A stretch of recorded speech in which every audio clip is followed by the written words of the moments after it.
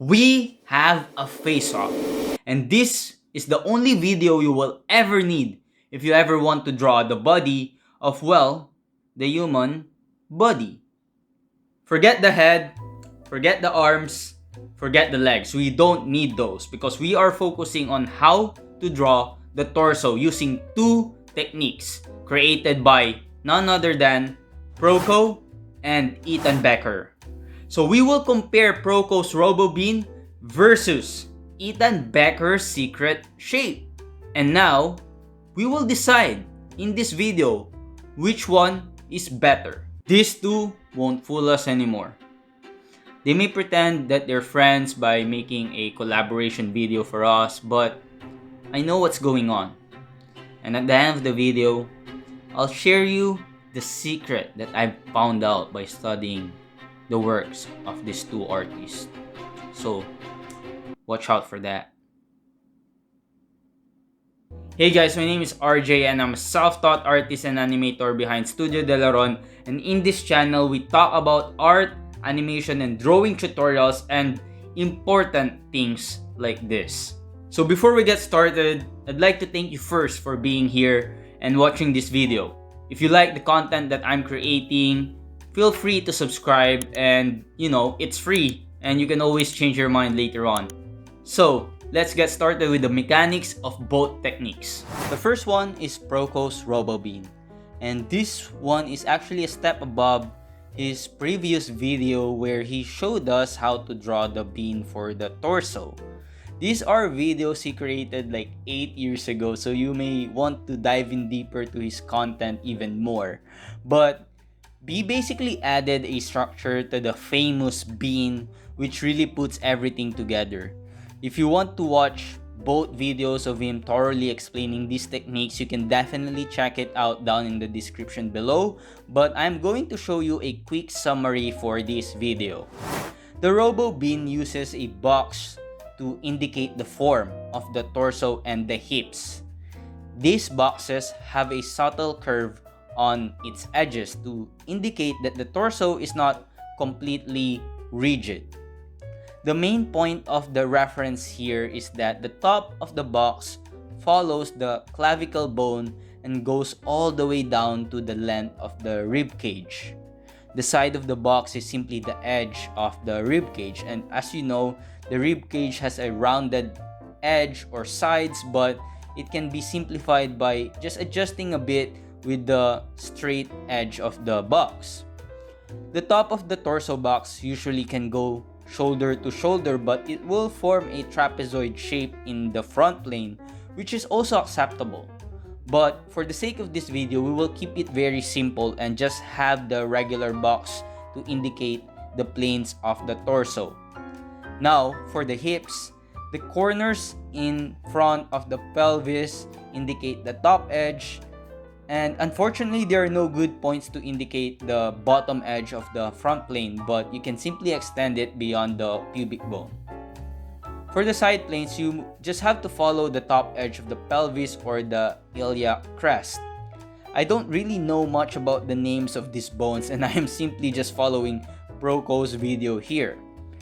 One thing to notice here is that the top plane of the hip box is usually shown in front view because of the angle of the bone. We just need to follow the rest of the box to the back and the bottom, as same as the box for the torso. So this Robo Bean helps us create forms to indicate not only the bones within the human body, but also some muscles covering it. We are not yet drawing a full anatomy here, but we are simply using it to simplify the torso and the hips. One thing to understand here is that these boxes are rigid forms, with the middle part that is connecting them being the flexible part that grants its mobility. The variation of these forms will also depend on the body of the person you are drawing, but as a rule of thumb, you can assume that most men will have the width of both the torso and the hips equal, while the women will have a slightly wider hips.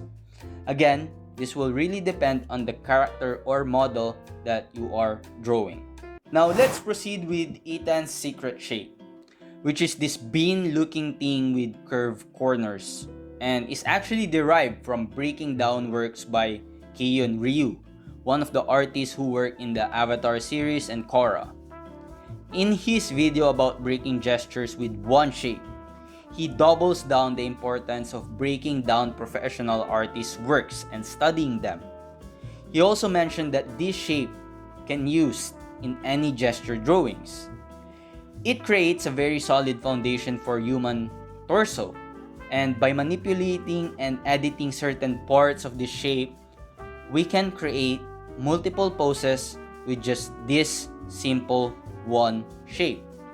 And I actually learned more about the power of this secret shape in his animation fundamental classes or course in Rad How To class, and if you have the time to dive in deeper to his teachings, I highly encourage you to take on that class. I'm not an affiliate for this website though, but there is so much value in it because industry professionals are there teaching, and the vibe they bring makes you comfortable to learn. But going back to Ethan's secret shape, which he called as the clean bean, which is very weird because we are now talking about beans again. We need to understand that this is just an overall shape that indicates the contour of the torso or the body. The biggest point he mentioned here is that there is usually a side where the body pinches while there's the other side that stretches. This creates the dynamic nature of the shape or the body. Also, by adding the center line, the bottom of the torso, and the top of the hips line, we can see the form behind the shape. We can even add some lines to indicate the sides of the plane, but since this is derived from animation, this part is often skipped.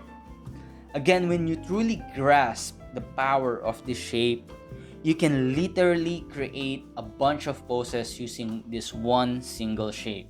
And that is the power of Ethan Becker's method of drawing the torso, which I think he just derived from Keion Ryu, technically, Now let's proceed with the application and practice of these techniques. And for Proko's Robo bean, the practice is very simple.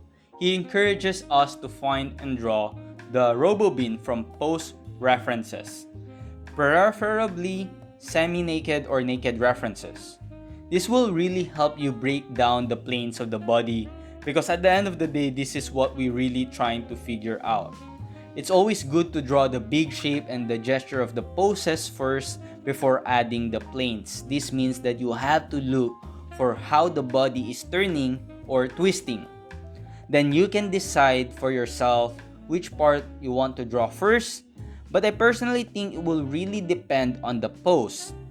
The application of the Robo bean works really well for figure drawing, especially on semi-nude or nude figures. One good resource I always mention as well is this website called figurosity.com, which has a lot of mannequins and 3D models which turns and have different poses, and you can definitely apply this technique of drawing the Robo bean in studying these poses. How about Ethan Becker's secret shape? This method applies for animation and it creates a very solid foundation for creating solid drawings in animation. The practice he mentioned in his video is all about creating different poses using this one single shape. But he also mentioned breaking down real-life references. Might take you some time to find the shape behind these references, but most of the time you can find this shape in almost all dynamic poses. It's good to practice finding this shape by breaking down your reference and redrawing it. This way you can really understand the different ways a human body can turn, and more importantly, how we can simplify that pose using this shape.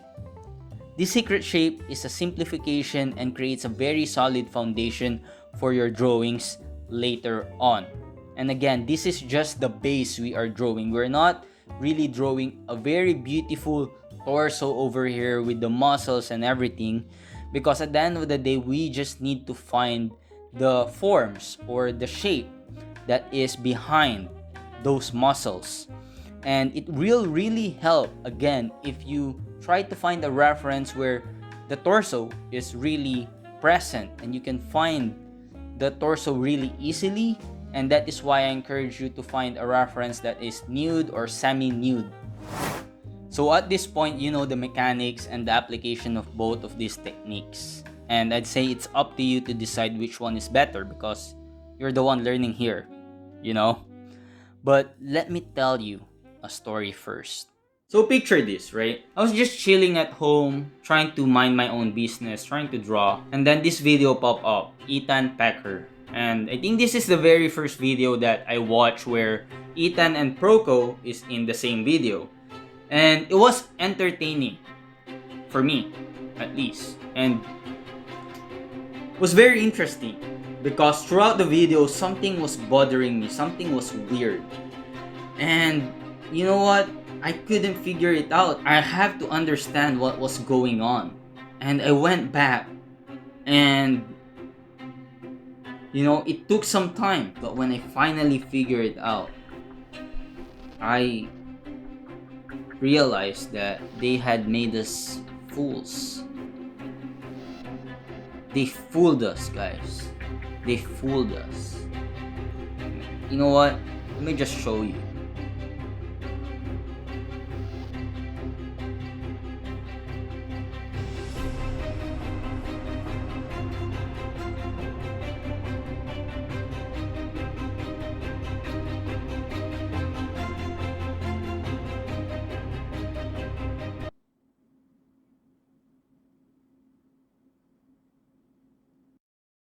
Thank you guys for watching, and let me know down in the comments below which one do you think is better in terms of the technique on how to draw the torso of the human body. I'll let you decide who you like more, because I really don't want to get in the middle of the two.